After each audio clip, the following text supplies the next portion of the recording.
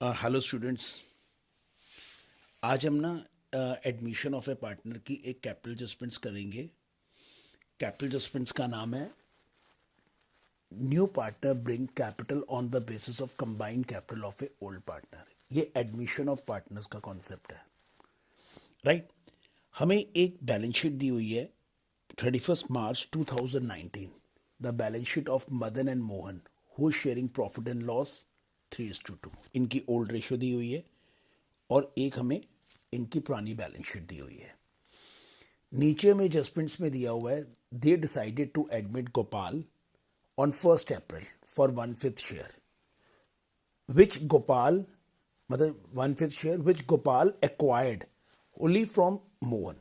मतलब गोपाल को जितना भी ये 1/5 का शेयर मिल रहा है ये कौन दे रहा है? ये मोहन दे रहा है। मतलब एक ही पार्टनर सेक्रीफाइस कर रहा है, मतलब सेक्रीफाइसिंग रेशियो में गिवन है। और गोपाल अपने साथ 10,000 रुपये का प्रीमियम ला रहा है और ये हमें कुछ एडजस्टमेंट्स दिए, राइट। सबसे पहले क्वेश्चंस करने से पहले पहले हमारे को ओल्ड बैलेंस शीट देखनी है। ओल्ड बैलेंस शीट में जितने भी इनके बैलेंसेस गिवन है पहले इनके बैलेंसेस उतार लो। इसका बैलेंस कितना है मदन का? 60,000 और 40,000। इसका बैलेंस है 60,000 और इसका बैलेंस है बिजनेस में 40,000। पुरानी बैलेंस शीट में जो भी रिजर्व है ओल्ड बैलेंस शीट में वो ओल्ड पार्टनर और ओल्ड रेशियो में डिस्ट्रीब्यूट होगी। सिंपल सा कॉन्सेप्ट होता है, ओल्ड बैलेंस शीट में कोई भी वैल्यू होगी रिजर्व्स की या लॉसेस की, वो ओल्ड पार्टनर और ओल्ड रेशियो में ही जाएगी। वो ओल्ड है तो वो ओल्ड में ही रहेगी, ओल्ड रेशियो में ही रहेगी, ओल्ड पार्टनर्स में ही रहेगी। तो ये जनरल रिजर्व ओल्ड पार्टनर्स को। कितना रिजर्व है हमारा यहाँ पर? यहाँ पर हमारे पास रिजर्व है पूरा 10,000। तो ये जर्नल रिजर्व हम इसमें 3:2 की रेशो में 6,000 इसको दे देंगे, 4,000 का रिजर्व इसको दे देंगे। चलो जी, पुरानी बैलेंस शीट के अंदर हमारे को बैंक में बैलेंस दिया हुआ है। हम इसके अंदर एक बैंक अकाउंट भी बनाएंगे, बैंक, और बैंक में भी इधर बैलेंस लिखेंगे। बैलेंस इसका नेचर होता है रियल, पैसा आ रहा है पैसा जा रहा है, debit words come in credit word goes out. यहाँ पर मैंने बैलेंस लिखा बाय बैलेंस पीडी। मेरे पास कितना बैलेंस है? बैंक में बैलेंस है मेरे पास 10,000, तो मैंने बैंक के बैलेंस में 10,000 रुपीज ऐड कर दिए। अब इस कॉन्सेप्ट के हिसाब से मेरे को दिया है कि गोपाल अपने साथ 10,000 रुपए का प्रीमियम ला रहा है। एक तो प्रीमियम ला रहा है, कैश में ऐड कर दो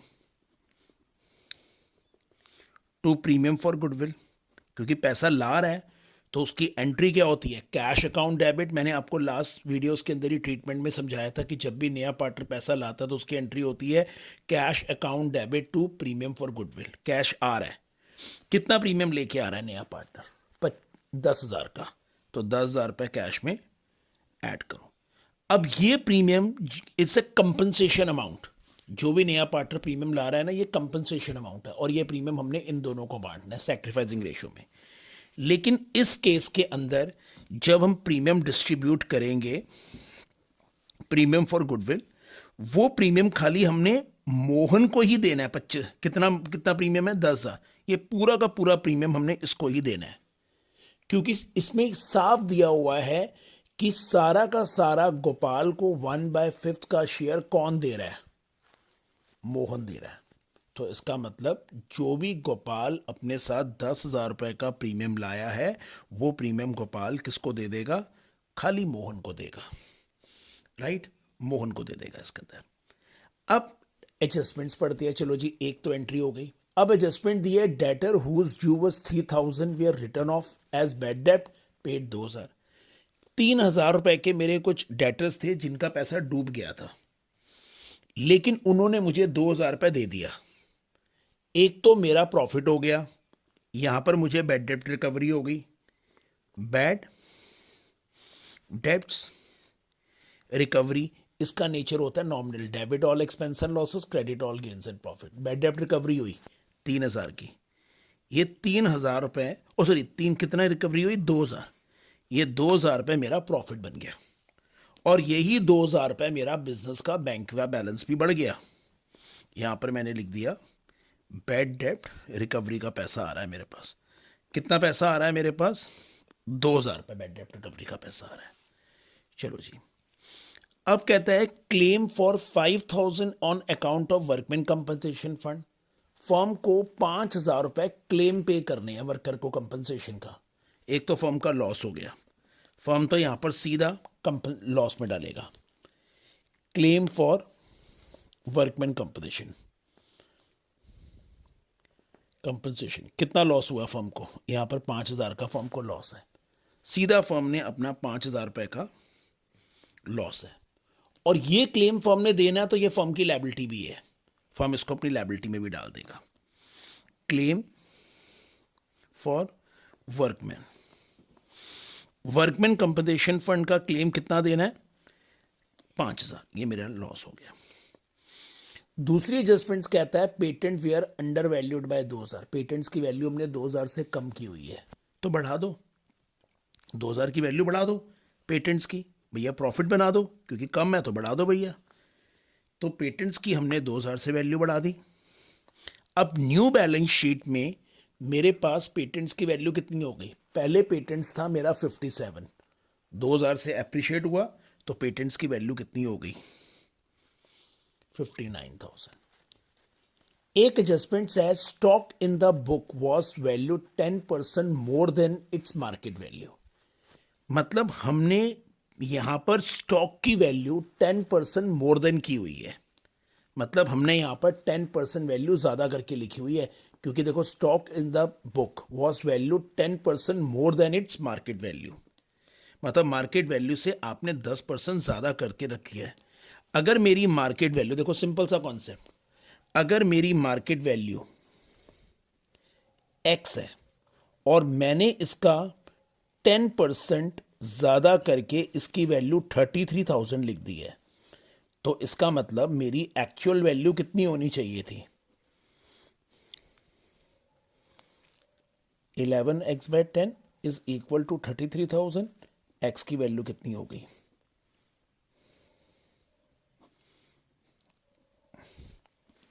इसकी वैल्यू हो गई 3,000 और 30,000, मतलब मेरी वैल्यू होनी थी स्टॉक की 30,000, लेकिन मैंने बुक्स में इसकी वैल्यू कितनी लिखी हुई है, बुक्स में मैंने इसकी वैल्यू लिख दी है 33,000।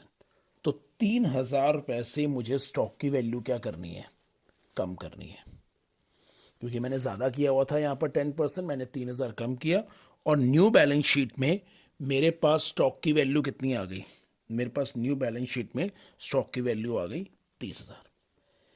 अब हमें कैपिटल एडजस्टमेंट निकालनी है। कहता है Gopal was to bring in capital equal to 20% of the combined capital of Madan and Mohan after all adjustment. कहता सारी एडजस्टमेंट्स करने के बाद जो मदन और मोहन की कंबाइंड कैपिटल आएगी उसका 20% कौन इंट्रोड्यूस कर रहा है, गोपाल इंट्रोड्यूस कर रहा है। आफ्टर ऑल एडजस्टमेंट्स, सारी एडजस्टमेंट्स के बाद है, तो भैया फटाफट पहले तो इसको क्लोज करो, क्योंकि हमें सारी एडजस्टमेंट्स करके क्लोज करना पड़ेगा। क्लोज करके इधर देखा, मेरे पास यहाँ पर आ गया 8,000 रुपीज़ का लॉस है, और प्रॉफिट में खाली ये है, तो खाली 4,000 रुपये मेरे पास यहाँ पर आ गया रीवैल्यूएशन का लॉस। ये लॉस ओल्ड पार्टनर का ही है, मदन का है और मोहन का है। इनकी रेशो क्या थी, 3:2, 3/5 ये, 2/5 ये, तो इसको मैं इस रेशो को बांटूंगा तो 2,400 इसका हो गया, 1,600 इसका हो गया, और ये रीवैल्यूएशन का लॉस 2,400 मैंने मदन के अकाउंट से और 1,600 मैंने इसके अकाउंट से कट कर दिया। अब मैंने एडजस्टमेंट्स करने के बाद क्लोज किया, क्लोज करने के बाद मैंने इनका बैलेंस निकाला, यहाँ पर टू बैलेंस सीडी, इसका टोटल किया, इसका टोटल है 66,000। 66,000 में से 2,400 मैंने माइनस किए, मेरा बैलेंस आया 63,600। इसका टोटल किया, इसका टोटल आया है 54,000। 54,000 में से मैंने 1,600 माइनस किए, इनका बैलेंस आया 52,400 इसका बैलेंस। सारी एडजस्टमेंट्स करने के बाद मदन की कैपिटल और मोहन की कैपिटल। अब हमें क्या निकालनी है, कैपिटल एडजस्टमेंट्स करनी है, मतलब हमने किसकी कैपिटल निकालनी है, हमने कैपिटल निकालनी है इसकी। हमें सीधा बोला है 20% of 20% of combined capital of Madan and Mohan. देखो मोहन, मदन की कैपिटल है, सारी एडजस्टमेंट्स करने के बाद 63,600, और मोहन की कैपिटल कितनी आई है 52,400। इन दोनों की कैपिटल को ऐड करके 6 कितनी मेरे पास आया, मेरे पास आ गया 10। इसका मतलब ये मेरी क्या है, कंबाइंड कैपिटल।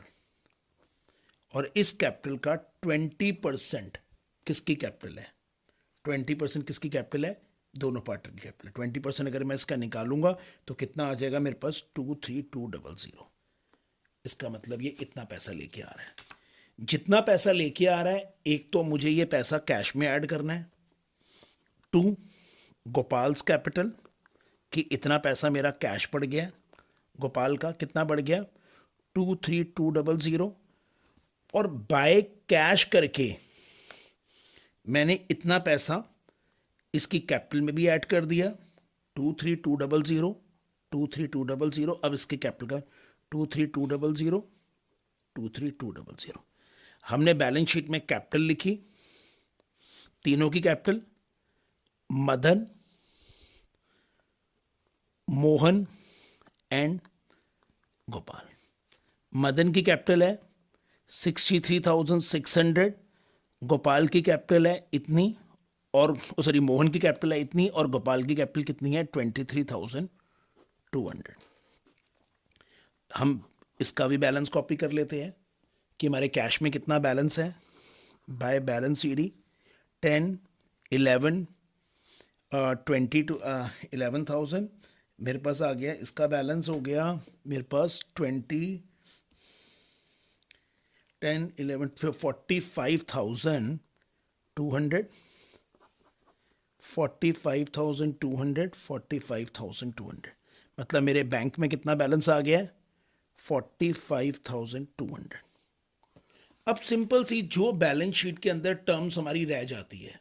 अब बैलेंस शीट में क्या है, जैसे क्रेडिटर, क्रेडिटर की कोई भी यूज़ नहीं था, मैंने बैलेंस शीट के क्रेडिटर को एज इट इज़ कॉपी कर दिया 28,000।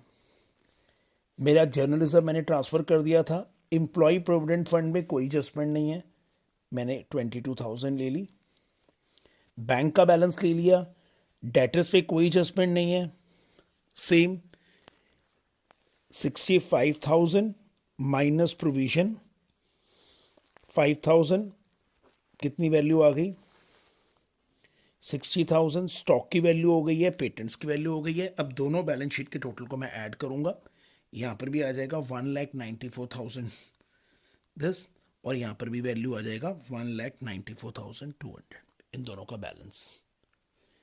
बेटा ये हमारी एक कैपिटल एडजस्टमेंट थी, ये कैपिटल थी जब नया पार्टनर कंबाइंड कैपिटल का कुछ हिस्सा लेकर आता है। इस कॉन्सेप्ट को अच्छी तरह से समझो, प्रैक्टिस करो, कोई डाउट हो तो इसको हम आगे प्रैक्टिस करेंगे और